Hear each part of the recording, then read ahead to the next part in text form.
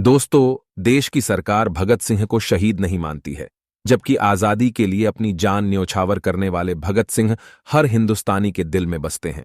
भगत सिंह के जन्म की एक्यूरेट डेट किसी को नहीं पता। दोस्तों, कोई 27 सितंबर तो कोई 28 सितंबर 1907 बताता है। दोस्तों, भगत सिंह का जन्म लायलपुर जिले के बंगा में हुआ था, जो अब पाकिस्तान में है। उनका जन्म एक सिख परिवार में हुआ था। उनके पिता का नाम सरदार किशन सिंह और माता का नाम विद्यावती कौर था। यह एक किसान परिवार से थे। उस समय उनके चाचा अजीत सिंह और श्वान सिंह भारत की आजादी में अपना सहयोग दे रहे थे। ये दोनों करतार सिंह सराभा द्वारा संचालित गदर पार्टी के सदस्य थे। भगत सिंह पर इन दोनों का गहरा प्रभाव पड़ा था, इसलिए ये बचपन से ही अंग्रेजों से घृणा करने लगे थे। भगत सिंह करतार सिंह सराभा और लाला लाजपत राय से अत्यधिक प्रभावित थे। 13 अप्रैल 1919 को जलियांवाला बाग हत्याकांड ने भगत सिंह के बाल मन पर बड़ा गहरा प्रभाव डाला। दोस्तों, अगर आपको जलियांवाला बाग हत्याकांड के बारे में संपूर्ण ज्ञान चाहिए तो लिंक डिस्क्रिप्शन में है। दोस्तों, लाहौर के नेशनल कॉलेज की पढ़ाई छोड़कर भगत सिंह ने 1920 में भगत सिंह महात्मा गांधी द्वारा चलाए जा रहे अहिंसा आंदोलन में भाग लेने लगे, जिसमें गांधी जी विदेशी सामानों का बहिष्कार कर रहे थे। 14 वर्ष की आयु में ही भगत सिंह ने सरकारी स्कूलों की पुस्तकें और कपड़े जला दिए। इसके बाद इनके पोस्टर गांवों में छपने लगे। भगत सिंह पहले महात्मा गांधी द्वारा चलाए जा रहे आंदोलन और भारतीय नेशनल कॉन्फ्रेंस के सदस्य थे। 1921 में जब चौरा चौरा हत्याकांड के बाद गांधी जी ने किसानों का साथ नहीं दिया, तो भगत सिंह पर उसका गहरा प्रभाव पड़ा। उसके बाद चंद्रशेखर आजाद के नेतृत्व में गठित हुई गदर दल के हिस्सा बन गए। उन्होंने चंद्रशेखर आजाद के साथ मिलकर अंग्रेजों के खिलाफ आंदोलन शुरू कर दिया। 9 अगस्त 1925 को शाहजहांपुर से लखनऊ के लिए चली 8 नंबर डाउन पैसेंजर से काकोरी नामक छोटे से स्टेशन पर सरकारी खजाने को लूट लिया गया। यह घटना काकोरी कांड नाम से इतिहास में प्रसिद्ध है। इस घटना को अंजाम भगत सिंह, राम प्रसाद बिस्मिल, चंद्रशेखर आजाद और प्रमुख क्रांतिकारियों ने साथ मिलकर अंजाम दिया था। काकोरी कांड के बाद अंग्रेजों ने हिंदुस्तान रिपब्लिक एसोसिएशन के क्रांतिकारियों की धरपकड़ तेज कर दी और जगह जगह अपने एजेंट्स बहाल कर दिए। भगत सिंह और सुखदेव लाहौर पहुंच गए। वहां उनके चाचा सरदार किशन सिंह ने एक खटाल खोल दिया और कहा कि अब यहीं रहो और दूध का कारोबार करो। वे भगत सिंह की शादी कराना चाहते थे और एक बार लड़की वालों को भी लेकर पहुंचे थे। भगत सिंह कागज पेंसिल ले दूध का हिसाब करते, पर कभी हिसाब सही मिलता नहीं। सुखदेव खुद ढेर सारा दूध पी जाते और दूसरों को भी मुफ्त पिलाते। भगत सिंह ने सबसे पहले नौजवान भारत सभा ज्वाइन की। जब उनके घर वालों ने उन्हें विश्वास दिला दिया कि वे अब उनकी शादी का नहीं सोचेंगे। भगत सिंह को फिल्में देखना और रसगुल्ले खाना काफी पसंद था। वे राजगुरु और यशपाल के साथ जब भी मौका मिलता था फिल्म देखने चले जाते थे। चार्ली चैपलिन की फिल्में बहुत पसंद थीं। भगत जी बहुत अच्छे लेखक थे, जो पंजाबी उर्दू पेपर के लिए भी लिखा करते थे। 1926 में नौजवान भारत सभा में भगत सिंह को सेक्रेटरी बना दिया गया। इसके बाद 1928 में उन्होंने Hindustan socialist Republican association join कर ली, जो एक मौलिक पार्टी थी जिसे चंद्रशेखर आजाद ने बनाया था। पूरी पार्टी ने साथ में मिलकर 30 अक्टूबर 1928 को भारत में आए साइमन कमीशन का विरोध किया, जिसमें उनके साथ लाला लाजपत राय भी थे। साइमन वापस जाओ का नारा लगाते हुए वे लोग लाहौर रेलवे स्टेशन में ही खड़े रहे, जिसके बाद वहां लाठी चार्ज कर दिया गया, जिसमें लालाजी बुरी तरह घायल हुए और फिर उनकी मृत्यु हो गई। लालाजी की मृत्यु से आघात भगत सिंह व उनकी पार्टी ने अंग्रेजों से बदला लेने की ठानी और लालाजी की मौत के लिए जिम्मेदार ऑन फीसर स्कॉट को मारने का प्लान बनाया। भगत, सुखदेव और राजगुरु ने लालाजी की हत्या का बदला लेने की कसम खाई और स्कॉट की हत्या का प्लान बनाया। ठीक 1 महीने बाद 17 दिसंबर 1928 को तीनों प्लान के तहत लाहौर के पुलिस हेडक्वार्टर के बाहर पहुंच गए। हालांकि स्कॉट की जगह assistant superintendent on off police John P Sanders बाहर आ गया। भगत और राजगुरु को लगा कि यही स्कॉट है और उन्होंने उसे वहीं ढेर कर दिया। जेएनयू के पूर्व प्रोफेसर चमन लाल के मुताबिक सैंडर्स पर सबसे पहले गोली राजगुरु ने चलाई थी। उसके बाद भगत सिंह ने गोली चलाई। भगत और राजगुरु ने सैंडर्स को इस्लामिया कॉलेज के सामने गोली मारी थी, फिर डीएवी कॉलेज में कपड़े बदले थे। इस प्लान में बैकअप देने का जिम्मा आजाद के पास था। राजगुरु और भगत सिंह दोनों ने अपनी बंदूकें सैंडर्स पर खाली कर दी थीं। इसी दौरान सिपाही चानन सिंह भगत को पकड़ने के बेहद करीब था, लेकिन आजाद ने उसे भी ढेर कर दिया।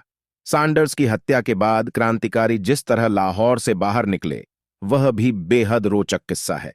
भगत सिंह एक सरकारी अधिकारी की तरह ट्रेन के फर्स्ट क्लास डिब्बे में श्रीमती दुर्गा देवी बोहरा, क्रांतिकारी शहीद भगवती चरण बोहरा की पत्नी, और उनके 3 साल के बेटे के साथ बैठ गए। वहीं राजगुरु उनके अर्दली बनकर गए। ये लोग ट्रेन से कलकत्ता भाग गए। फिर आजाद ने साधु का भेष बनाया और मथुरा चले गए। भगत को फांसी भले ही लाहौर सेंट्रल जेल में हुई, लेकिन उनकी गिरफ्तारी दिल्ली की सेंट्रल असेंबली में हुई थी।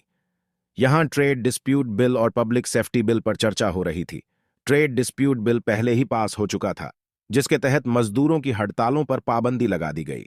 वहीं पब्लिक सेफ्टी बिल के जरिए ब्रिटिश हुकूमत संदिग्धों को बिना मुकदमा चलाए हिरासत में रख सकती थी।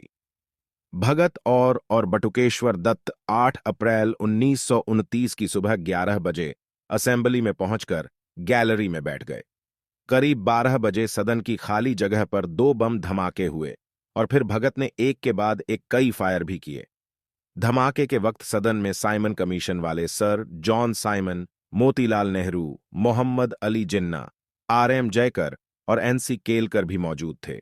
दिसंबर 1929 को भगत सिंह ने अपने साथी बटुकेश्वर दत्त के साथ मिलकर ब्रिटिश सरकार की असेंबली हॉल में बम ब्लास्ट किया, जो सिर्फ आवाज करने वाला था, जिसे खाली स्थान में फेंका गया था। इसके साथ ही उन्होंने इनकलाब जिंदाबाद के नारे लगाए और पर्चे बांटे। भगत सिंह अंग्रेजों और भारत के लोगों को दिखाना चाहते थे कि एक हिंदुस्तानी क्या क्या कर सकता है। भगत सिंह जी अपने आप को एक शहीद बताया करते थे और उनके देश प्रेम को देखकर यह साबित हुआ कि वे एक क्रांतिकारी थे और उनकी मृत्यु वह मरे नहीं बल्कि अमर शहीद हो जाएंगे। भगत सिंह राजगुरु सुखदेव पर मुकदमा चला, उन्होंने फांसी की सजा सुनाई गई, लेकिन फिर भी वे तीनों अदालत में इनकलाब जिंदाबाद के नारे लगाते रहे। जेल में भगत सिंह के साथ अन्य भारतीयों के साथ व्यवहार नहीं किया जाता था। उसने बहुत यातनाएं सहनी पड़ती थीं।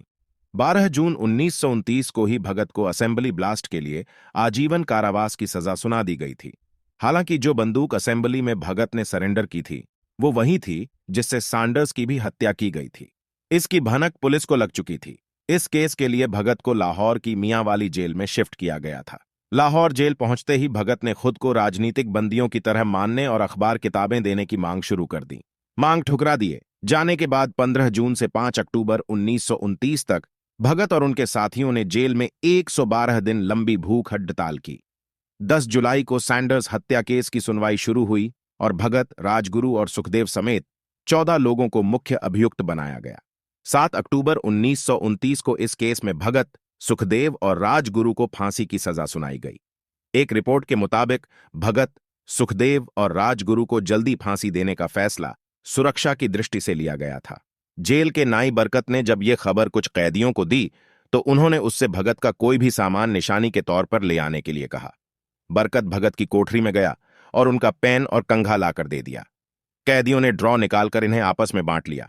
भगत जेल की कोठरी नंबर 14 में बंद थे।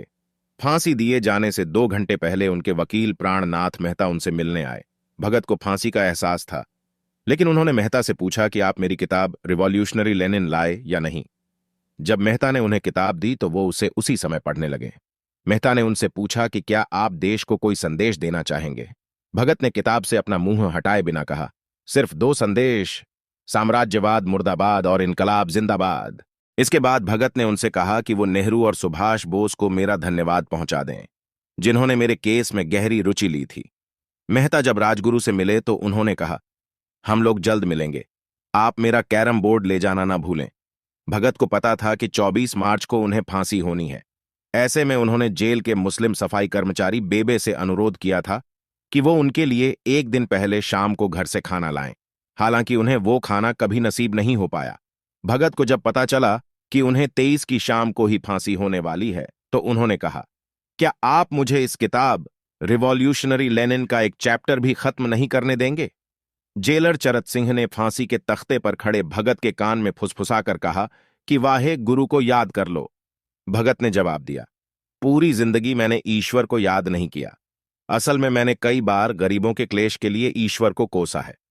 अगर मैं अब उनसे माफी मांगू तो वो कहेंगे कि इससे बड़ा डरपोक कोई नहीं है। इसका अंत नजदीक आ रहा है, इसलिए ये माफी मांगने आया है। फांसी देने के लिए मसीह जल्लाद को लाहौर के पास शाहदरा से बुलाया गया था। जैसे ही तीनों फांसी के तख्ते पर पहुंचे तो जेल सरफरोशी की तमन्ना अब हमारे दिल में है, इनकलाब जिंदाबाद और हिंदुस्तान आजाद हो के नारों से गूंजने लगा और अन्य कैदी भी जोर जोर से नारे लगाने लगे।